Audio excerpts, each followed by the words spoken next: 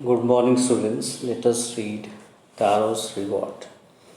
So, before you read, this is a story about a thoughtful and loving son. He works hard to fulfill his parents' wishes and gets some unexpected help. So, let's now read the chapter. It's about a hardworking and thoughtful son who really helps his parents a lot. A young woodcutter named Taro lived with his mother and father on a lonely hillside. So you need to remember who was Taro. He was actually a young woodcutter who lived with his parents on a lonely hillside. All day long he chopped wood in the forest. Chopped means cut into pieces. So he cut wood in the forest. Though he worked very hard, he earned very little money. In fact, he really used to work very hard but earned very little. This made him sad, for he was a thoughtful son and wanted to give his old parents everything they needed. And that's the reason he used to be often very sad, because he wanted to give his old parents everything they needed, they wanted. On one evening, when Taro and his parents were sitting in a corner of their hut, a strong wind began to blow. It whistled through the cracks of the hut, and everyone felt very cold, very cold. Suddenly, Taro's father said, "I wish I had a cup of shake. It would warm me and do my old hat good." So one evening, when Taro and his parents they were sitting in a corner of their hut, a very strong wind began to blow. It whistled through the cracks, means it passed through, making a whistling sound, the cracks of the hut, and everyone felt very cold. Suddenly, Taro's father said, he wished that he had a cup of shake. Shake here means a popular Japanese drink. It would warm me and do my old hat good. So, what's the reason why did Taro's father say that he wanted a cup of Japanese drink? Because it would warm him and make his heart feel good. This made Taro sadder than ever, for the heart-warming drink called shake was very expensive. How do I earn more money? He asked himself. So this made Taro really very sad, because that drink was very expensive, and how would he earn more money so that he could give this to his father? How do I get a little shake for my poor old father? He decided to work harder than before. As a result, he decided that he would work much harder than before. Next morning, Taro jumped out of bed earlier than usual and made his way to the forest. He chopped and caught as the sun climbed. And soon he was so warm that he had to take off his jacket.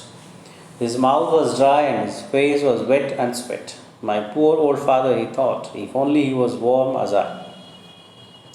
So finally, he woke up very earlier than usual and then went to the forest. He caught the wood, and the sun climbed. When the sun rose brightly and he soon felt very warm, he took off his jacket.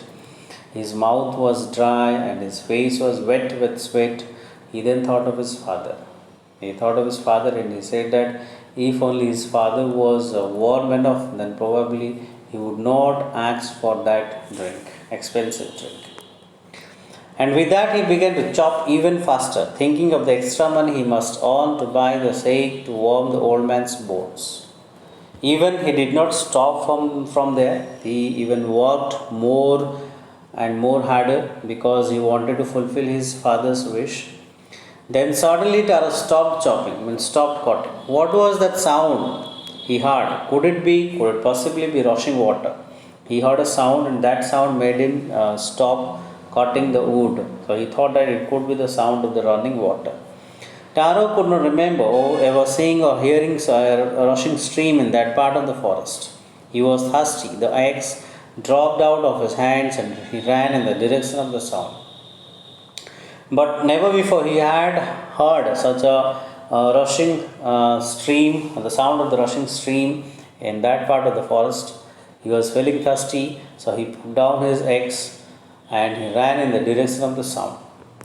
Tara saw a beautiful little waterfall hidden behind a rock. Kneeling at a place where the water flowed quietly, he coughed a little in his hands and put it into his lips. And finally, he saw a little waterfall, a small waterfall hidden behind a rock. So he knelt down and he coughed a little water in his hands, means in his palms, and then started drinking. Was it water or was it sake? He tested it again and again, and always it was a delicious sake instead of cold water. And finally, he found that it was not cold water, it was the same Japanese drink that his father was wished for, means his father wanted for. Taro quickly filled the pitcher he had with him and hurried home. So he had a pitcher, means a pot, and he filled that water with means that sake, or we can say that Japanese drink, with the pitcher that he had taken, and immediately ran home. The old man was delighted with the sake. You can see the picture here, the pitcher that only one swallow of the liquid, he stopped shivering and did a little dance in the middle of the floor. So you see that as soon as his father drank, after only one swallow of the liquid, means one swallow of that Japanese drink, he stopped shivering, means he stopped trembling and started dancing in the middle of the floor. That afternoon, a neighbor stopped by for a visit. Taro's father politely offered her a cup of tea. The lady drank it greedily and thanked the old man. Then Taro told a story of the magic waterfall. Thanking them for the delicious drink, she left in a hurry. By nightfall, she had spread the story throughout the whole village. So, what happened that very night? A lady, a lady had come to visit Taro's father, and his father offered her a cup of the sake. Then Taro told her that from where he managed to create that Japanese drink, and the lady thanked them for this delicious drink. But she immediately left the house and spread the story in the entire village. That evening, there was a long procession of visitors to the woodcutter's house, means to Taro's house. Each man heard the story of the waterfall and took a sip of the sake. In less than an hour, the pitcher was empty. So finally, within an hour, means when the story was spread, lot of visitors came to Taro's house and they took a sip of it, and finally the pitcher was empty. Next morning, Taro started for work even earlier than the morning before. He carried with him the largest pitcher he owned, for he intended first of all to go to the waterfall. So next morning, he woke up earlier than before and took a large pitcher this time, so that he could feel more and more of it.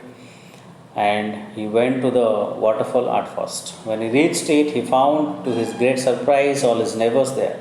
They were carrying pitchers, jars, buckets, anything they could find to hold the magic sake. And he really got surprised when he when he saw his neighbors with their pitchers, jars, buckets, and filling the Japanese drink. Then one villager knelt and held his mouth on the waterfall to drink. He drank again and again and then shouted angrily, "Water? Nothing but water." Others also tried, but there was no sake, only cold water. But when they drank it, to their surprise, it was not that Japanese drink, it was only cold water, and they got very angry with Taro. We have been tricked, shouted the villagers. Where is Taro? Let us drown him with this waterfall. In this waterfall, sorry. But Taro had been wise enough to slip behind a rock, and when he saw how things were going, he saw nowhere to be found. So all the villagers thought that they had been cheated. They got very angry with Taro because when they drank it, it was only cold water and there was no such sake. So they looked for Taro and they said that if they found Taro, then they would drown him in this waterfall. But Taro was very wise. He hid behind a rock and he was nowhere to be found. Muttering their anger and disappointment, the villagers left the place one by one. Taro came out from his hiding place. Was it true? He wondered. Was the sake a dream? Once more he caught a little liquid in his hand and put it to his lips. It was the same fine sake.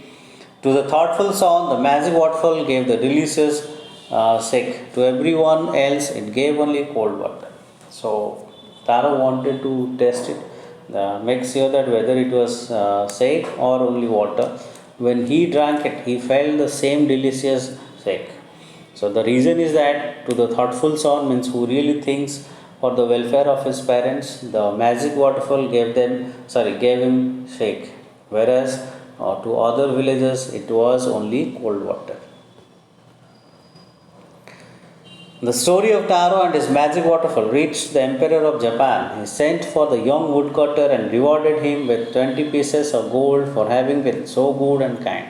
Finally, the story of Taro and his magic waterfall reached into the ears of the Emperor of Japan, and he called Taro, the young woodcutter, and rewarded him with 20 pieces of gold because he was very good and kind.